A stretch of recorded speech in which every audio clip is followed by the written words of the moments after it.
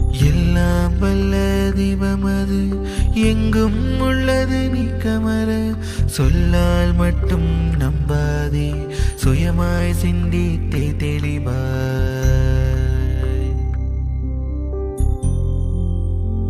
நல்லா அற்புதமான பழைய நண்பர்கள் புதிய எல்லாம் வந்திருக்கீங்க. உங்களுக்கு அனைவருக்கும் மகரிஷியினுடைய வாழ்க்கை வளமுடன் வாழ்த்து சொல்லிட்டு இந்த சிந்தனை கொஞ்சம் ஒரு நாங்கள் மனவளக்கலையும் முதல்ல தெரிஞ்சிருக்கோம், அதையும் உங்ககிட்ட ஷேர் பண்ணிக்கிறோம். பெரிய பேச்சாளர்கள் அப்படி இப்படின்னால இப்போ நீங்கெல்லாம் 1000 சொற்பொழிவுக்கு மேலே கேட்டிருப்பீங்க. ஏங்க இதெல்லாம் சொற்பொழிவுல அது இன்னைக்கு யூடியூப்ல போட்டா ஏகப்பட்ட சொற்பொழிவு இருக்குதுங்க, எதுக்கு வேணாலும் இருக்குது அப்படின்னு. என்னென்னமோ இதெல்லாம் சம்சாரம் அப்படித்தான். இந்த பருப்பு உருண்டை குழம்பு செய்வது அப்படின்னு பார்த்து வந்தது. சரி, மத்தியானம் வர செஞ்சு வைக்கணும்னு அதெல்லாம் பார்க்கறதுக்கு தான் செய்யறதுக்குலன்ட்டாங்க. அதுக்கெல்லாம் நிறைய பொருள் வேணும், வாங்கிட்டு வந்து கூட அப்படிங்கிறாங்க.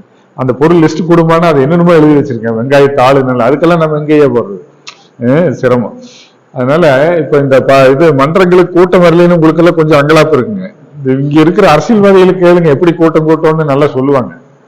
அதனால அது என்னென்னமோ கொடுக்குறாங்க இல்லைங்கய்யா. அது இன்னைக்கு ஞாயிற்றுக்கிழமை இல்லை, ரம்ஜானும் முடிஞ்சிருக்குது. அதெல்லாம் கொடுத்து நீங்க கூட்டத்தை வர வச்சீங்கன்னா அது வரைக்கும் இருக்கு, கூட்டமெல்லாம் ஒன்றும் பிரச்சனை இருக்காது அந்த மாதிரி.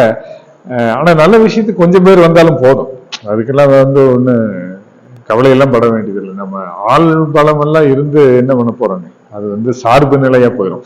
இப்ப எல்லாருமே கொஞ்சம் சார்பு நிலை, இப்ப இந்த தேர்தல் வரங்கயா சார்பு நிலை எடுத்துக்கிறாங்க. நான் இவங்கதான் இருக்கணும், இவங்கதான் வரணும் அப்படின்னு ஒரு சார்பு நிலை முதல்ல இருந்தே அப்படிதான். அது மனவளக்கலையில் இருக்கிறவங்களுக்கு அந்த சார்பு நிலை வேண்டாம். யார் ஜெயிச்சாலுமே அவங்கதான் நம்ம முதலமைச்சர் அப்படிங்கிற ஒரு இதுக்கு போயாச்சுன்னா இவங்கதான் பிரதம மந்திரின்னா நல்லா இருக்கும். அதானே உலகில் உள்ள பொறுப்புடைய தலைவர் எல்லாம்ங்கிறது வரும். ஆனா இப்படி இல்லாம அவன் ஜெயிக்கணும்னு இப்ப இன்னும் உசுரை கொடுக்கறதுக்கு கூட தயாரா இருக்கிறாங்க. ஆனா அவங்களுக்கு இவங்களுக்கு தெரியுமான்னு தெரியாது, அந்த அளவுக்கு பயங்கரமான இதுல எல்லாம் இருந்துட்டு இருக்காங்க. அது வேடிக்கையா இருக்குது. எல்லா பேப்பரும் எடுத்து பார்த்தாலுமே இப்ப இன்னைக்கு கூட ஒரு நகைச்சுவை எழுதியிருந்தாங்க. என்னன்னா, இவங்க அன்புமணியோட அப்பா ஒருத்தர் இருக்காருல்லங்க, ஆமா, அவங்களுமே ஜெயலலிதா அம்மாவோட ஒரு தோழி, அவங்க 2 பேரும் கூட்டம் எங்க நம்ம கூட்டணி பார்த்து எல்லாரும் நடுங்குறாங்கன்னு எழுதியிருக்காங்க. எனக்கு என்னடா அப்படி ஒரு கூட்டணி இருக்குதா, நடுங்குறாங்க எல்லாருமே அப்படின்னு. இவங்க எங்காவது நம்ம கூட வந்துருவாங்களான்னு மற்றவங்க நடுக்கிறாங்களேன்னு அது தெரியல, அப்படி கூட இருக்கலாம். அப்படி ஒரு எழுதி போட்டிருக்காங்க பாருங்க. என்ன தன்னம்பிக்கைங்க, நினைச்சு பாருங்க. அவங்களுக்கு எல்லாம் மன அழுத்தம் வருமா? வரவே வராது. நம்ம ஆமா, படிக்கிறவங்களுக்கு தான் மக்கள் ஆயிருது. ஆமா, எப்படி ஒரு இன்னும் தைரியம் பாருங்க, மனோ தைரியமா இருக்கணும்னு நீங்க நினைச்சு பார்த்தா ஆச்சரியமா இருக்கு. அப்ப நமக்கு எல்லா இதுவும் இருந்து விடுங்க, பசங்க பிள்ளை விளையாட்டா இருக்கட்டும், ஜாலியா இருக்க விடுங்க, அவங்க விடுங்க, அவங்க தானே சந்தோஷமா இருக்கிறாங்க, அதையும் ஏங்க எடுக்கிறீங்க? நம்ம தான் இருக்குமாவே இருந்துட்டு இருக்குது. அவங்க ஜாலி தானே, பசங்க எப்பவுமே விளையாட்டு ஜாலி. நீங்க நான் பெரும்பாலான இடங்கள்ல சொல்றது உண்டு. இப்ப தம்பி இந்த சேருக்குள்ள பூந்து போடான்னு போலாம், கரெக்டா, பூந்து வெளியே வரலாம், விளையாடலாம், யாரும் ஒண்ணும் சொல்ல போறது இல்லை. ஆனா நானா நீங்களே போன என்ன நினைப்பாங்க?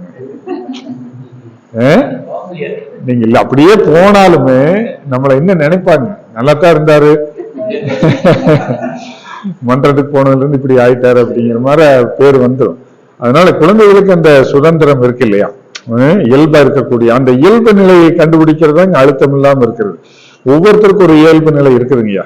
அது நல்ல மூடுன்னு பேருங்க. எதுவுமே ஒரு இயல்பு நிலைக்கு வரணும். அதுதான் அழுத்தம் இல்லாத நிலை. அந்த இயல்பு நிலைங்கிறது கண்டுபிடிக்கிறதுக்குள்ளாரே வயசாயிருதுங்க. அதுதான் பிரச்சனை. நமக்கு உண்மை சொன்னா நமக்கு எது சரியா வரும், எது சரியா வராதுன்னு கண்டுபிடிக்கிறதுக்கே வாய்ஸ் போயிருது. அது நேரத்திலேயே கண்டுபிடிச்சிட்டோம்னா அழுத்தம் இல்லை, அவ்வளவுதான். நிறைய பேருக்கு அது தெரியறது இல்லை, எனக்கு என்ன சரியா வரும். எத்தனை பேர் கண்டுபிடிச்சிருக்கிறோம்? அதுவே எனக்கு என்ன சரியா வராது, அதுவே ரொம்ப முக்கியங்க. எனக்கு சரியா வராதுங்கிறது தெரிஞ்சிட்டாலே அதுதான் பலம். எது சரியா வருங்கிறத நீங்க பயன்படுத்தாம இருக்கிறது பலவீனம். புரிஞ்சுதா? புரியல? பலம் என்ன, பலவீனம் என்ன? சார், உங்க பலம் என்னன்னா உங்க பலவீனத்தை நல்லா தெரிஞ்சு வச்சிருக்கிறது உங்க பலம். புரியுதா? உங்க பலவீனம், ஓ இது நமக்கு ஆகாதுன்னு தெரிஞ்சு வச்சிருக்கிறது பலம். உங்க பலவீனம் என்ன? பலத்தை பயன்படுத்தாம இருக்கிறது. புரிஞ்சுங்களா? உங்களுக்கு எது சரியா வருமோ அதை தள்ளி போட்டு பயன்படுத்தாம இருக்கிறது தான் பலவீனம். இந்த ரெண்டையும் நல்லா தெரிஞ்சு வச்சிட்டோம்னா வாழ்க்கையில நமக்கு மன அழுத்தமே இருக்காது. மன அழுத்தத்துக்கு காரணமே தெரியாத விஷயங்கள்ல போய் ஆழம் தெரியாம கால விடுறதுன்னு சொல்றோம் இல்லையா, அதுல போய் மாட்டிக்கிறது தான் நமக்கு அது சம்பந்தமே இருக்காதுங்க. அது சிவானந்தர்னு டாக்டர் குப்புசாமி கேள்விப்பட்டிருப்பீங்க. கல்லிடைக்குறிச்சி திருநெல்வேலி மாவட்டத்துல மருத்துவம் படிச்சு மலையா நாட்டுக்கு போய் அங்க மருத்துவம் எல்லாம் பார்த்து மிகப்பெரிய ஒரு பொருளாதாரத்திலே முன்னேறி அப்புறம் எதுவுமே வேண்டாம் அப்படின்னு ஒரு ஞானம் பெற்ற நிலையில இங்க ஹரித்வார் ரிஷிகேஷ் ஆசிரமம் அமைச்சு, நம்ம ஊருக்காரர் தான், நீங்க ஒரு மடம் அமைச்சு அமைதியா இருக்காரு. அவர் தெளிவா சொல்றாருங்க. தெளிவா என்ன சொல்றாருன்னா, நீங்க மன அழுத்தத்துக்கு காரணம் மனம்ங்கிறதை பத்தி நல்லா எழுதுறாரு. பிரச்சனை எங்க வருதுன்னு பார்த்தா மனதினால பிரச்சனைனாலும் அப்படி இல்லைங்க. இந்த மனம் ஆழம் தெரியாம கால விடுறதுன்னு எதுங்க, அடுத்தவங்களுக்கு அட்வைஸ் பண்றது. நீங்க சார் பண்றீங்க மைண்ட் வைஸ்ல கேட்காதீங்க. நான் மகரிஷியோட தத்துவங்களையும் டாக்டர் குப்புசாமியோட தத்துவங்களையும் சொல்லிட்டு இருக்கிறேனே தவிர என்னுடைய கருத்து எதுவுமே இல்லை. என்னன்னா, நம்ம நல்லா கவனிச்சு பாருங்க, பெரும்பாலான நேரங்கள்ல அடுத்தவங்களை திருத்த முயற்சி எடுத்தேதான் பிரச்சனைகள் போய் மாட்டிக்குவோம். உண்மையா? அது கல்யாணமானவங்க பூரா சம்சாரத்தை திருத்தறதுக்கு முயற்சி எடுக்கிறதுங்க. அதே போல இவங்க பூரா புருஷனை திருத்தறதுக்கு முயற்சி எடுத்து அது முடியாதுன்னு கடைசியில தான் தெரியுங்க. அதுக்குள்ள வயசாயிரு. நல்லா கவனிச்சு பாத்தீங்கன்னா அது அவர் சொல்றாருங்க, என்னன்னா நீங்க அடுத்தவங்க பிரச்சனைகளை அவங்க அழைக்காத வரைக்கும் தலையிடாதீங்கிறார். இதுதான் மன அழுத்தத்துக்கு பெரிய காரணம். அடுத்தவங்க பிரச்சனையில அவங்களா கூப்பிடுற வரைக்கும் நீங்க போய் தலையிட. நீங்க சார் இப்போ வீட்டுக்கு போறீங்க, ஏதாவது ஒய்ஃபு குழந்தைகள்லாம் ஏதோ ரகலை கட்டி ஜாலியா விளையாண்டு இருக்கிறாங்க, நம்ம போய் கம்முன்னு இருக்கணுங்க. நம்ம போய் வீட்டுக்குள்ளேயே வீடு கட்டக்கூடாது. வீட்டுக்குள்ளேயே வீடு கட்டுறது எதுங்க, கம்முனே சொல்லி அப்பா வந்தாச்சுன்னா ஒரு சந்தோஷமா இருக்கணும், பயம் இருக்கக்கூடாதுங்க. எல்லாம் போய் அப்புறம் அவங்களே சொல்லுவாங்க, உங்களுக்கு கூட அனுபவம் இருக்கும், நாங்க ஏதோ விளையாண்டு இருந்தா உங்களாரு இதில் தலையிட சொன்னது. பாருங்க, அந்த ஒரு இது நம்ம கடைபிடிக்கணுங்க. அப்பதான் மன அழுத்தம் இல்லாம இருக்கும். அது நிறைய பேர் அது நம்ம அந்த தப்பை பண்றோம். அது சரியில்லை, அங்க எடுத்து வை, அதை பண்ணு, இதை பண்ணு, வீட்டுல எடுத்து ஐயோ வீட்டுக்குள்ள வந்தாலே ரூல்ஸ் அண்ட் ரெகுலேஷன்ஸ் எல்லாம் ஃபாலோ பண்ண அது அலுவலகம், லைப்ரரி. ஐயாக்கெல்லாம் நல்லா தெரியும். இங்க இது எடுத்த பொருள் எடுத்த இடத்துல வைக்கணும், அது அலுவலகம். அது அல்ல வீடுன்னு அப்படி இல்லைங்க. குழந்தைகள ஏதோ சிந்து உடைக்க, அதை பண்ணு இதை பண்ணு அப்படி எல்லாம் இருக்கிறதாங்க வீடு. நீங்க அதை நம்ம என்ன பண்றோம்னா, பெரும்பாலும் அவங்களை திருத்த முயற்சி எடுத்து பிரச்சனைகளை தலையிட்டு, ஐயோ அது ரொம்ப சிக்கல். அதனால வாழ்க்கையில அந்த தப்பு மட்டும் நம்ம பண்ணவே கூடாது. நம்ம மன அழுத்தத்துக்கு காரணமே அடுத்தவங்க பிரச்சனைகள் தேவையில்லாம தலையிடுது. நேற்று நைட்டு கூட என் சம்சார கிளம்பு திடீர்னு யாரோ எதுக்கால பேசிட்டு இருந்தாங்க, ஒரு பொண்ணு இருக்குதா, மாப்பிள்ளை இருக்குதாமா, அங்க இருக்குதாமான்னு கேட்டுங்க. அவங்களுக்கு போய் நைட்டு 10:15 மணிக்கு போன் பண்ணுதுங்க, ஜாதகம் இருக்குது, அதை பண்ணுது இதை பண்ணுதுன்னு. இதுல என்ன பிரச்சனைனா, இந்த கொஞ்சம் ஜோசியம் தெரிஞ்சவங்கனால நிறைய பிரச்சனைங்க. நீங்க நல்லா கவனிச்சு பாத்தீங்கன்னா, படிச்சவனாலும் பிரச்சனை இருக்காதுங்க, நல்லா படிச்சவனால எந்த பிரச்சனையும் இருக்காது. நீங்க பேங்க் எல்லாம் போனா அவனே ஃபார்ம் ஃபில்அப் பண்ணிக்குவான். கரெக்டாயா? படிக்காதவனாலுமே போனா என்ன பண்ணுவானுங்க, யாராவது உங்களை மாதிரி ஆளு இல்லை, ஐயா கொஞ்சம் ஃபில்அப் பண்ணி கொடுங்கன்னு சொல்லி எதாவது அவன் பண்ணிக்குவாங்க. நம்மள மாதிரி அறகுறையா படிச்சவங்கனாலதான் சரியான பிரச்சனையா இருக்கு. 4 பேர் பார்த்தா நம்மள ராஜகோபால் ஐயா வர்றாரு, நம்மளுக்கு ஃபார்ம் ஃபில்அப் பண்ண தெரியலன்னு அவர் என்ன நினைப்பாரு. இதெல்லாம் ஒரு பிரச்சனையாகி மண்டை காஞ்சி சிக்கல் ஆயிருங்க. இதுல இதேதான் நம்ம வாழ்க்கையிலேயே நம்ம கடைபிடிக்கிறோம். அது இன்றைய இளம் தாய்மார்களும், அது இளம் பெண்களை வச்சிருக்கிற தாய்மார்களும் தகப்பன்மார்களும் கொஞ்சம் ஜோசியம் தெரிஞ்சுக்கிறாங்க. நட்சத்திரத்தை மட்டும் தெரிஞ்சுட்டுங்க, அது ஆகாது இது ஆகாதுன்னு மைண்ட் செட் பண்ணி வச்சுக்கிறதுங்க. அது முதல் வந்தோடனே தூக்கி போடுறதுங்க. அது அப்படி எல்லாம், அது பாரு, அதுக்குன்னு ஒருத்தர் இருக்காங்க, காசு கொடுத்து அதுக்கும் அங்கலாப்புங்க, 100 ரூபா கொடுக்கறதுக்கு அங்கலாப்பு கொடுத்து பார்த்து அது அவங்க ஏதோ உள்ள நுழைஞ்சு எல்லாம் பார்த்து ஏதோ பண்ணுவாங்க.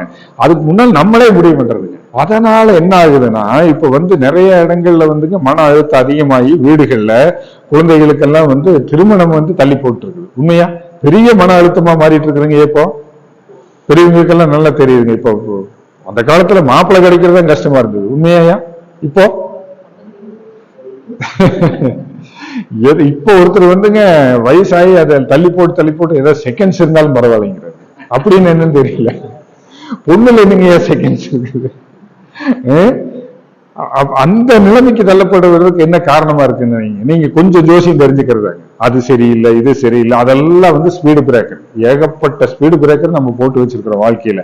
எனக்கு அப்படி இருக்கணும், இப்படி இருக்கணும், அது இருக்கணும், இது இருக்கணும், அதெல்லாம் ஃபுல் டிரைவர்ஸ் விட்டு நிறவனீங்கன்னா அப்ப எல்லாமே கரெக்ட் ஆயிருங்க. அந்த நிறவக்கூடிய ஒரே கலை தான் மனவளக்கலை. நீங்க இந்த தடைகளை வந்துங்க, ஏகப்பட்ட தடைகளை கொஞ்சம் தெரிஞ்சு வச்சுட்டுங்க. அது அப்படித்தானே ஔவையார் இப்ப முருகன் மயிலையும் பார்த்தோம், முருகனையும் பார்த்தோம். முருகன் என்ன பண்ணாருங்க? ஆடு மேய்ச்சிட்டு இருந்தாரு, மாடு மேய்ச்சிட்டு இருந்தாரு. ஔவையார் வந்து என்ன பண்ணுச்சு? நான் என்னை போல படிச்சவன் எவனுமே இல்லை, தெரிஞ்சவன் இல்லைன்னு வந்து உட்கார்ந்தது. என்ன பண்ணுச்சுங்க? அந்த தங்க அந்த கதை தெரியுமா உங்களுக்கு? அந்த முருகன் கதை தெரியுமா? அவை பாட்டி, ஐயா வாங்க வாங்க உட்காருங்க. அவை பாட்டி, நான் சொல்றேன் கேளு கதையை. அவை பாட்டி வந்து எல்லாம் படிச்சுட்டேன்ருச்சு, பயங்கரமா படிச்சுட்டு உனக்கு படிக்கிறதுக்கு எதுவுமே இல்லைன்றுச்சு. படிச்சுட்டு வந்துங்க மரத்தடியில் உட்கார்ந்துருங்க, நகாப்பழம் மரம் அதுக்கடியில் உட்கார்ந்தது. உட்கார்ந்தோடனே இந்த கதை கேளு, நகாப்பழம் மரம் கடையில் நான் படிச்சுட்டேங்கிற நிறைய இருக்குதுங்க. அப்புறம் அந்த உன்னை மாதிரி ஒரு தம்பி வந்து அங்க மரத்து மேல ஏறி பாட்டி பழம் வேணுமான்னு கேட்டது. சரி பாட்டி பழம் வேணும்னா சரி சாமி பொறிச்சு போடு அப்படின்னு. சுட்ட பழம் வேணுமா, சுடாத பழம் வேணுமா? நான் படிச்சதுல சுட்ட பழம் தெரியலையே, சுடாத பழம் தெரியலையேன்னா மாட்டிட்டாங்களா? ஒண்ணுமே இல்லை. அப்ப என்ன பண்ணுச்சுங்க?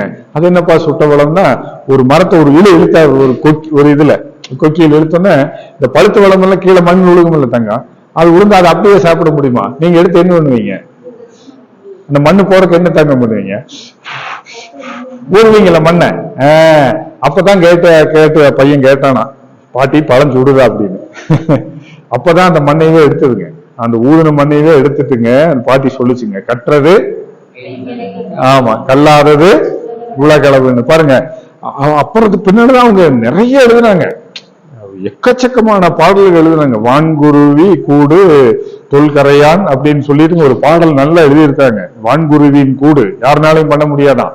அந்த வான்குருவின்னு எதுங்கன்னா தூக்கணாங்குருவி கூடு நம்மளால பண்ண முடியாத. வல்லருக்கு தொல்கரையான், நீங்க கரையான் புத்து எவனாலையும் கட்ட முடியாதான், நுரையா கட்டி வைக்குமா?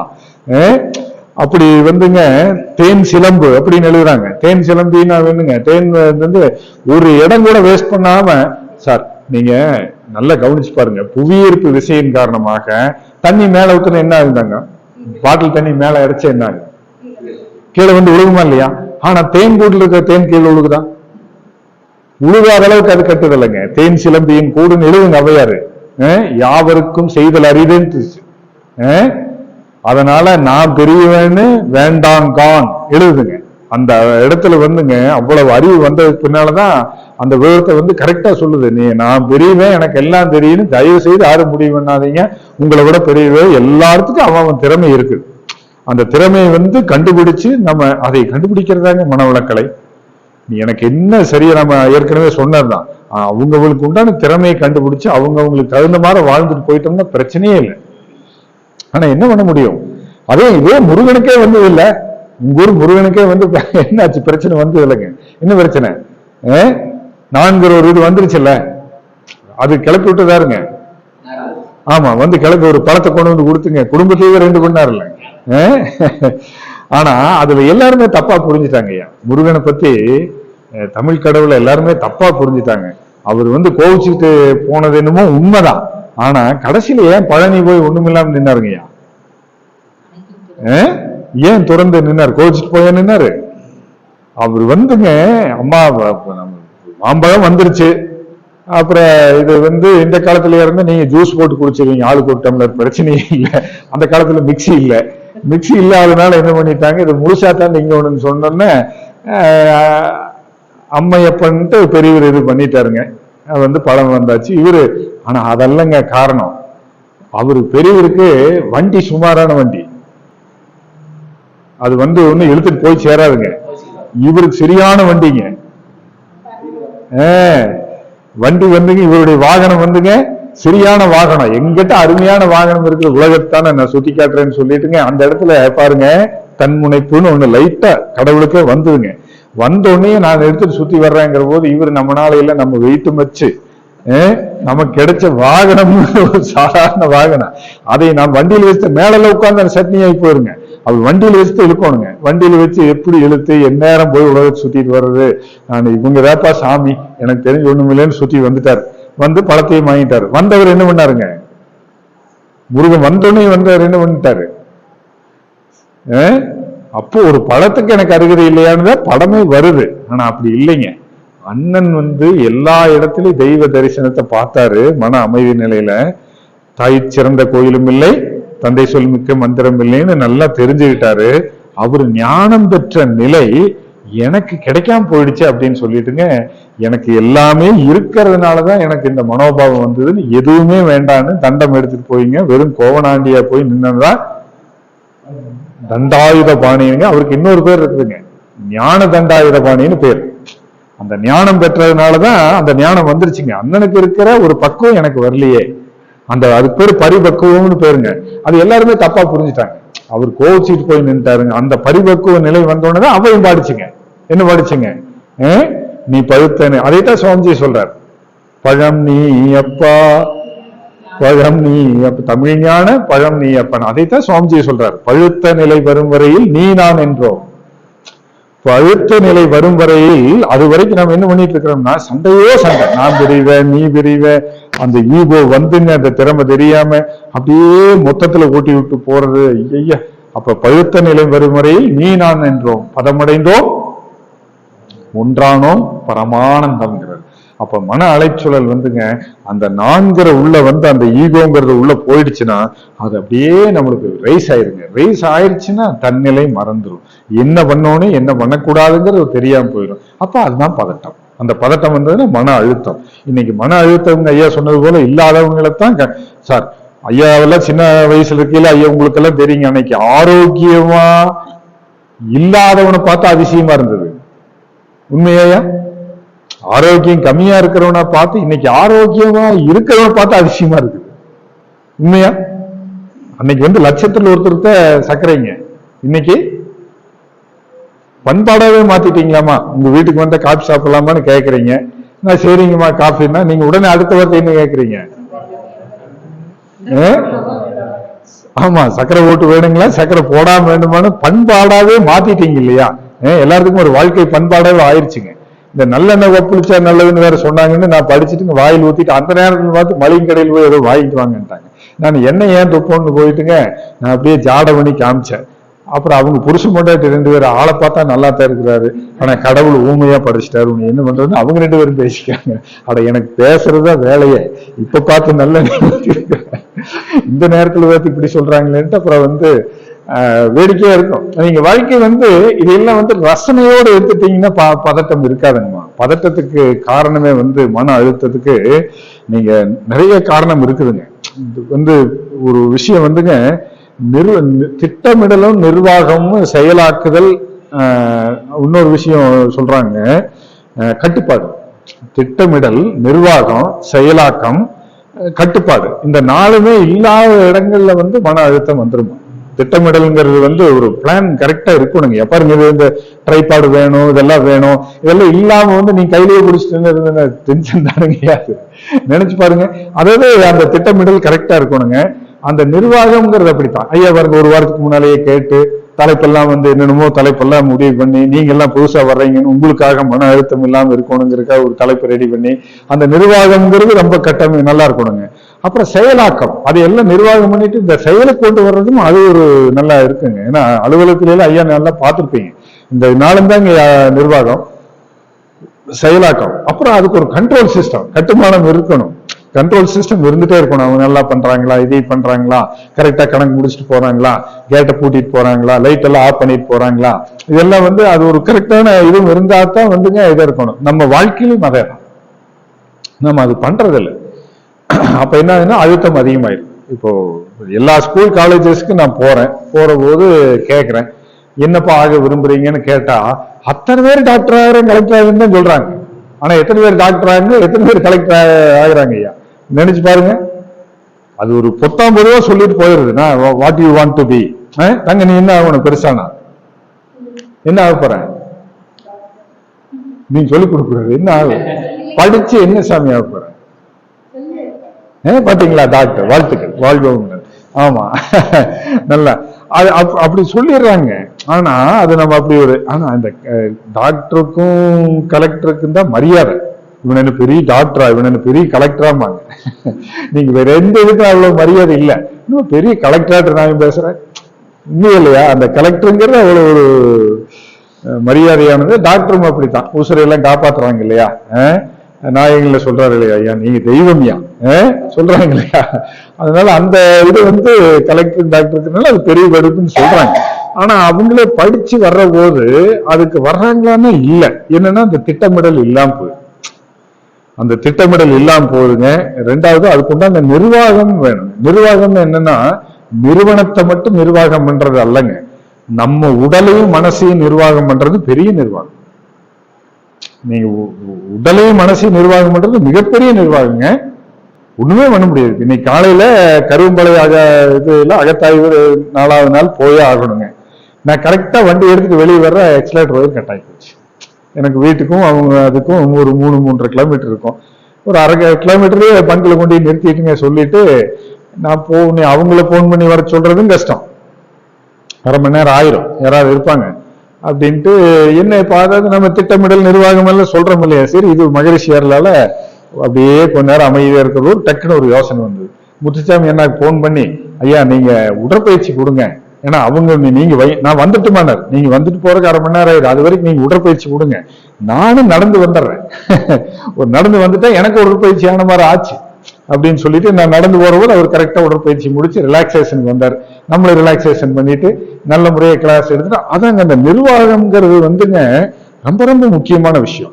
நீங்க உடலாகட்டும் மனமாகட்டும் அப்படிங்கிற அந்த செல்ஃப், அது சொல்றாங்க இன்டர்னல் இன்ஃப்ராஸ்ட்ரக்சர்னு பேருங்க. இப்ப சமீபத்தில் அது படிச்ச விஷயத்த உங்களுக்கு சொல்லிக்கிறேன். இன்டர்னல் இன்ஃப்ராஸ்ட்ரக்சர் அப்படின்னு என்னங்க? ஆமா, இன்ஃப்ராஸ்ட்ரக்சர்னா கட்டுமானம்.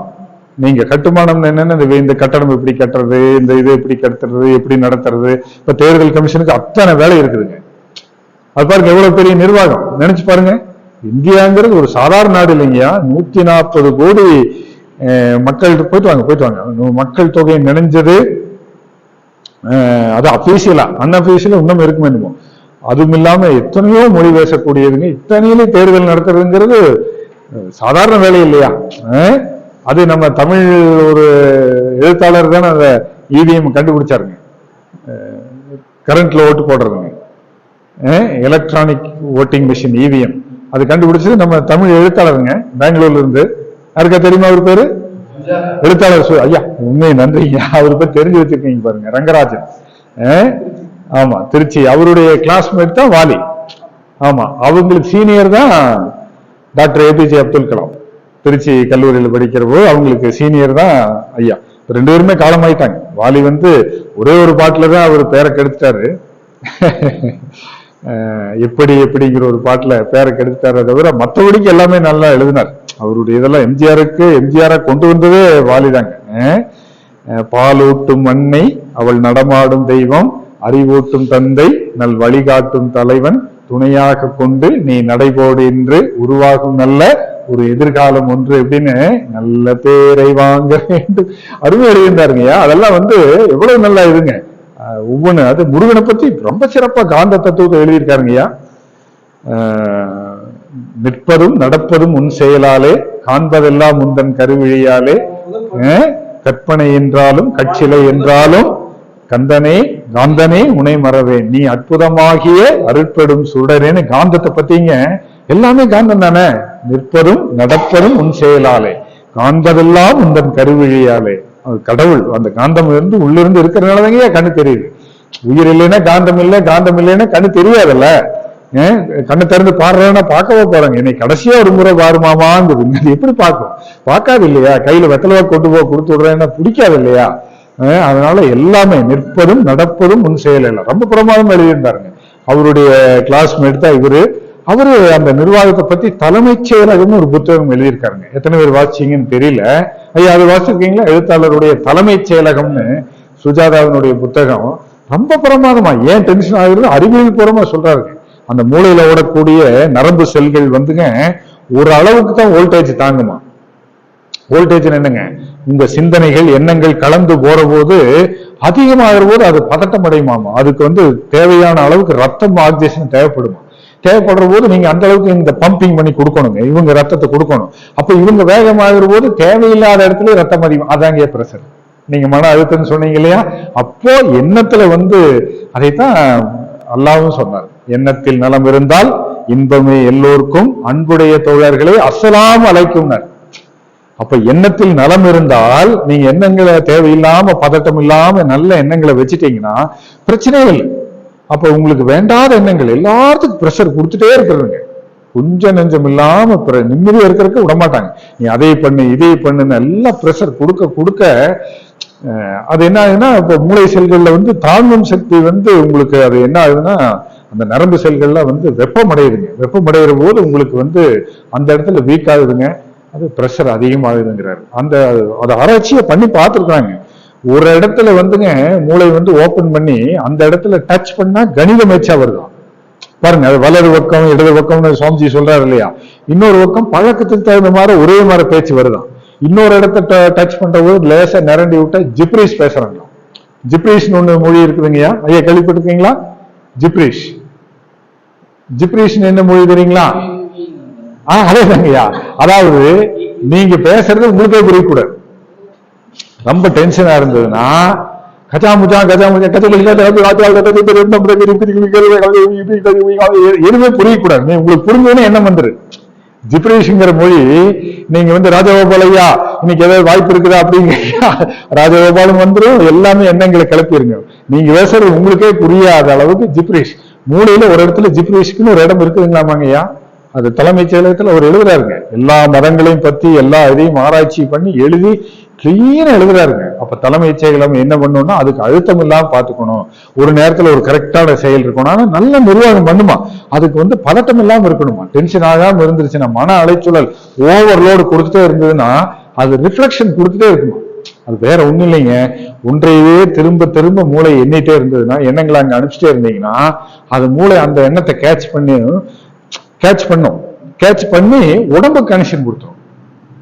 உடம்பு கனெக்ஷன் கொடுத்துருச்சுன்னா அது உங்களுக்கு பயிற்சி எடுத்தவங்களுக்கு ஞானேந்திரியம் டு கர்மேந்திரியம், புரிஞ்சுதுங்களாங்கய்யா?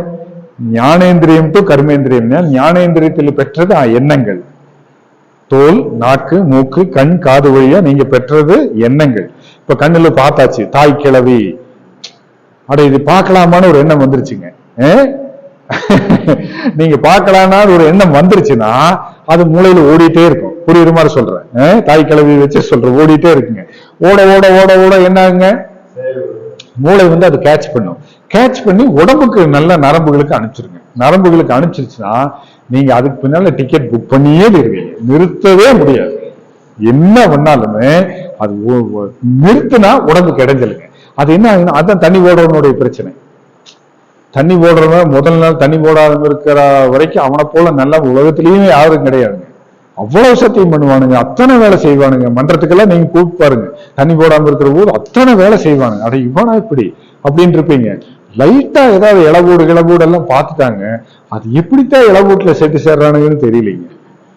ஐயோ சாமி, அந்த குடியாரனை எல்லாம் அழகா என்னை ஒருத்தர் ஒரு அன்னமுறை வேணுங்க, மெல்ல கேட்கிறாரு, அழுங்காம கேட்கிறாரு, டே அவனுக்கு எல்லாம் ஃபுல் டைட்டில் இருக்கிறாங்கடா, என்னை ஒரு 2 முறையாவது ஏற்றி விடுறாங்க. எனக்கு தெரியல, என்னடா அவனுக்கு எல்லாம் ஃபுல் டைட்டில் இருக்கிறானே, நீ எனக்கு ஒரு 2 முறையாவது ஏற்றி விடுற அப்படின்னா அது என்ன அர்த்தம் எனக்கு தெரியலைங்கய்யா. அப்புறம்தான் தெரிஞ்சது, அது என்னடா 2 முறை ஏற்றி விடுது நட்டா என்னன்னு கேட்டா, இல்ல லைஃப் நீ ஒரு 10 ரூபா கூட அவனுக்கு போய் ஒரு முறை ஏற்றிட்டு வந்துருவா, 20 ரூபா கொடுத்தீங்கன்னா 2 முறை ஏற்றிட்டு வந்துருவா, அப்புறமா அவனோட இதுன்னா. ஆனா முதல் நாள் குடிக்க மாட்டேன்னு சத்தியம் பண்ணா நீங்க உங்க பேச்சை கேட்டு காதுல கேட்குதுங்க, அது எண்ணங்கள் போயிட்டு இருக்குதுங்க. ஆனா உள்ள இருந்து வர்ற எண்ணங்கள் எல்லாரும் குடிக்கிறாங்க, நம்ம குடிச்சே ஆகணும், இன்னைக்கு ஜாலியா இருந்துடலாம் போது அதுக்கு இதுக்கு மன போராட்டம் ஆச்சுன்னு வச்சுக்கோங்க. இந்த உடம்பு ஆல்ரெடி குடிக்க கூடாதுன்னு உங்ககிட்ட சத்தியம் வாங்கியிருக்குது. ஆனா மூளையில நீங்க பழக்கத்துக்கு அடிமையானதுனால என்னாச்சுங்க, உள்ள இருந்து ஒரு எண்ணம் எல்லாம் அந்த சூழ்நிலை கைதி ஆகி அது உங்களுக்கு போராட்டம் பண்ணுதுங்க. போராட்டம் பண்ற போது என்ன ஆகுது, ஏற்கனவே வந்த எண்ணம் செயலுக்கு வரல, குடிக்கூடாதுன்னு உள்ள நரம்புகள் வேலை செஞ்சுட்டு இருக்குதுங்க. இல்ல நீ குடிச்ச ஆகும்னா 2க்கு போராட்டமான உடனே மூளை என்ன பண்ணுங்க, அட ஏற்கனவே நீ சொன்னையில குடிக்க மாட்டேன்னு இப்ப குடிக்கிறேங்கிற போது வெளியே நீ குடிக்கிறதா வேண்டாமான்னு இப்ப இந்த கைகளுக்கெல்லாம் இந்த நரம்புகளுக்கெல்லாம் என்ன பண்றதுன்னு தெரியாம ஷிவரிங் ஆயிரு, நடுக்கம். பாத்துருக்கீங்களா? இந்த பதட்டத்தினுடைய உச்சபட்சம் என்ன ஆகுதுன்னா, அப்போ அதுக்கு வந்து அதை என்ன பண்ணணும், ஏதோ ஒரு எண்ணத்தை நீங்க செயலுக்கு கொண்டு வந்தே ஆகணும். ஒன்னா குடிக்க மாட்டேன்னு பண்ணணும், இல்லைன்னா குடிச்சாகணும்னு பண்ணணும். அப்பதான் அவன் 2 மறைன்ட்டு வர்றானே, நீங்க என்ன பண்ண முடியும்? அது இந்த மேலக்காரங்க ஒரு இளவூட்டுல பார்த்தாங்க, 2 பேருக்கு போட்டி வந்துருச்சுங்க. இந்த 2 பக்கம் அடிக்கிறானுங்க பாருங்க, அடின்னு அடிச்சுட்டு இருந்தாங்க மத்தளம் மாலத்தை. அடிச்சது இல்லைங்க, 2 பேருக்கு போட்டி வந்துங்க. ஒருத்தன் வந்து நல்லா அடிச்சுட்டு இருந்தானுங்க, திடீர்னு பின் வாங்கினா என்னன்னா அடிச்சு அடியில சொலாரும் தண்ணி கீழே வந்துருச்சுங்க. நான் இவன் யூரின் இதையும் அடிச்சு போட்டானாட்டு இருக்குது. அதே பொத்து விட்டு தண்ணி ஒண்ணுக்கு வந்துருச்சுன்னு பார்த்தா அண்டர் பாட்டில குவார்டர் பாட்டில் வச்சிருக்கானுங்க. அடி மாறி அதுல விழுந்துருச்சுங்க. அதுல விழுந்து அது உடைஞ்சு போய் பூரா கீழே வந்தோன்னு அப்புறம் தான் வாசம் அடங்கு. இது யூரின் வாசம் இல்லடா, சரக்கு வாசம்னு சொல்லி அவன் அப்படியே சுலவாயிட்டானுங்க. போச்சு 50 ரூபா போச்சு, இவங்கிட்ட போட்டி போட்டு 50 ரூபா போச்சு. இது உண்மை, நேர்லயே பார்த்தேன். அப்படியே ரிவர்ஸ் ஆகி போயிட்டான், நீ ஆடுறா போச்சுடா எனக்கு அப்படின்னு. அடிச்ச வேகம் மாறி அண்டர்வால் அடிச்சுட்டானுங்க.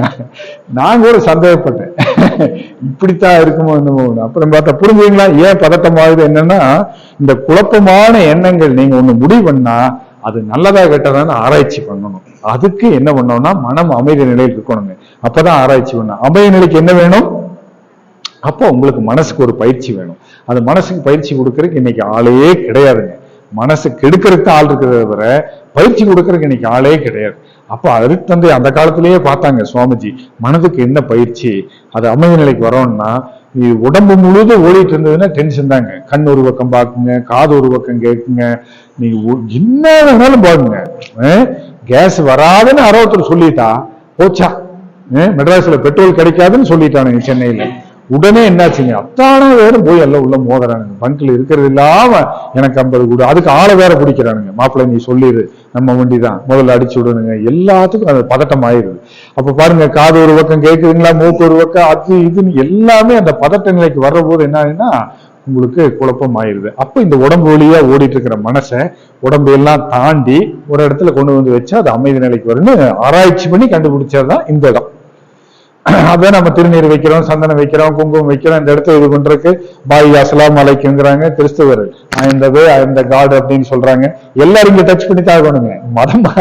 மதத்துல அது கரெக்டா தான் வச்சாங்க. நம்ம ஆளுதான் நான் பெருசு நீ பெருசுன்னு ஒரு எல்லை கட்டி நிறுத்திட்டோம். மதத்தினுடைய இது நல்லதுதான், ஆனா எல்லை கட்டிட்டாங்கன்னா தான் பிரச்சனை. நீ இப்படி இருந்தா தான் நல்லதுன்னு ஒரு எல்லை கட்டிட்டாங்கன்னா பிரச்சனை. அப்ப சுவாமிஜி அதை சயின்டிபிக்கா தீட்சைன்னு ஒண்ணு கொடுத்து மனசு அமைதி நிலைக்கு கொண்டு வரலாம்னு இங்க கொண்டு வந்தாங்க.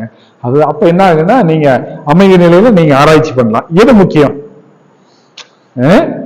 இன்னைக்கு எது முக்கியம் அப்படிங்கறத நீங்க ஆராய்ச்சி பண்ணலாம். இப்ப குழந்தைகள செல்போன் பார்க்காதுன்னு சொன்னீங்கன்னா டென்ஷன் தான்.